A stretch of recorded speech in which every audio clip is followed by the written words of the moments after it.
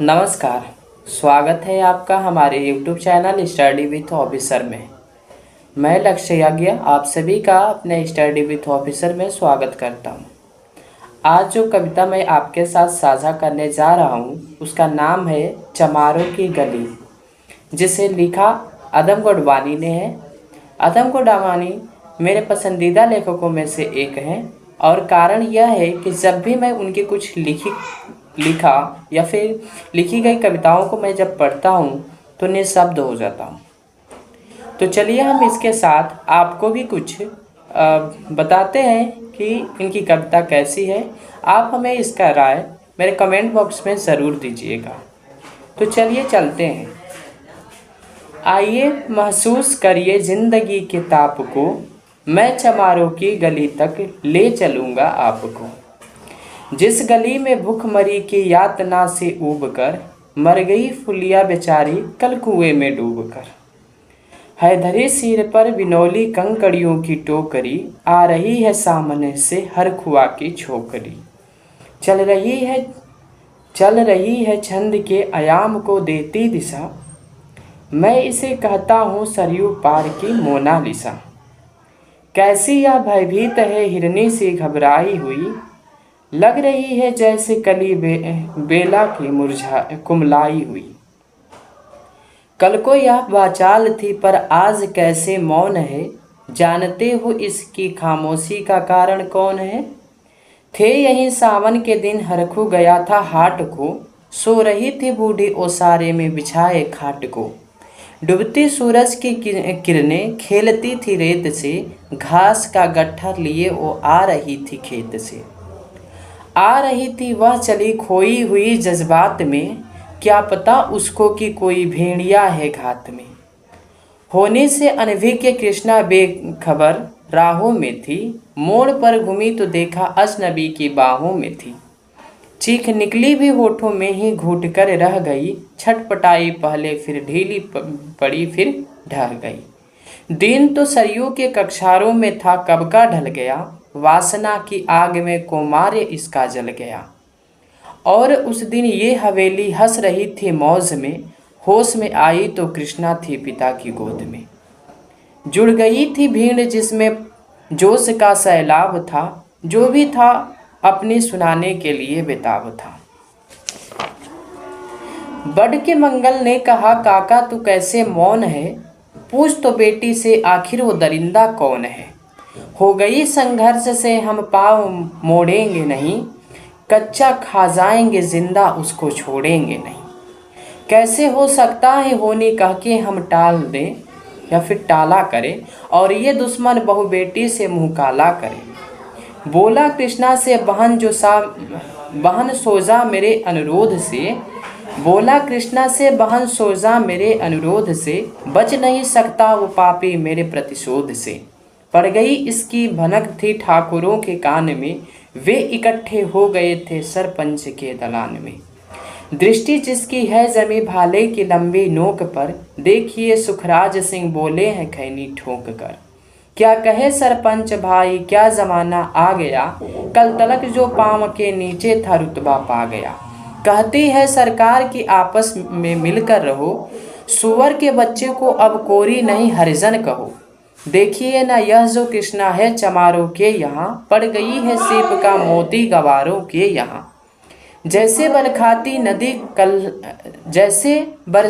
नदी कल्हड़ नशे में चूर है, हाथ पुट्टे पर खन देती मगरूर है। भेजता भी है नहीं ससुराल इसको हर खुआ, फिर कोई बाहों में इसको भींच ले तो क्या हुआ। आज सरयू पार अपने श्याम से टकरा गई, जाने अनजाने में वो लज्जत जिंदगी की पा गई। वो तो मंगल देखता था बात आगे बढ़ गई, वरना वह मधुर्द इन बातों को कहने से रही। जानते हैं आप मंगल एक ही मक्कार है, हर खू उसकी साह पर थाने जाने को तैयार है। कल सुबह गर्दन अगर नापती है बेटे बाप की, गांव की गलियों में क्या इज्जत रहेगी आपकी। बाट इसे लज्जे में थी कि ताव सबको आ गया, बात इस लहजे में थी कि सबको ताव आ गया, जैसे स्वाभाविक है उठकर हाथ मोछों पर आ गया। वह क्षणिक आवेश जिसमें हर युवा तैमूर था, हाँ मगर होने को तो कुछ और ही मंजूर था। रात जो आया न उस तूफान में अब जोर था, भोर होते ही वहाँ का दृश्य ही कुछ और था। सिर पे टोपी, बेटे की लाठी संभाले हाथ में, 1 दर्जन थे सिपाही ठाकुरों के साथ में।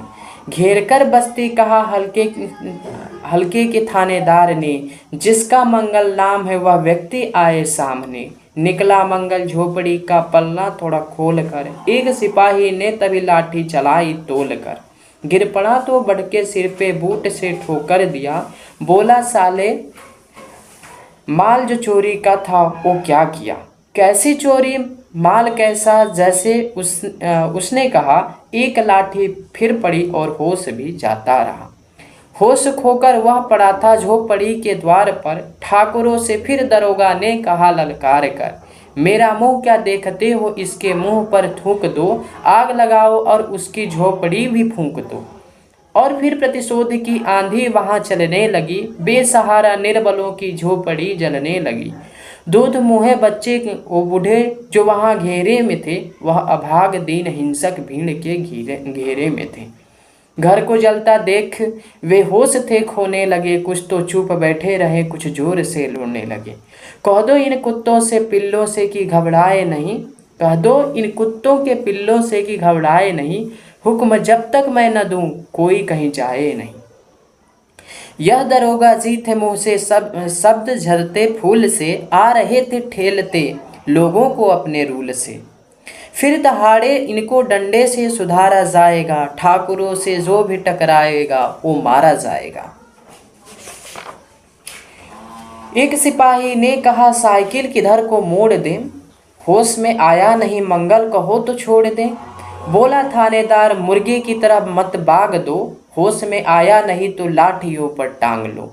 ये समझते हैं कि ठाकुरों से उलझना खेल है, ऐसे पाजी का ठिकाना घर नहीं जेल है।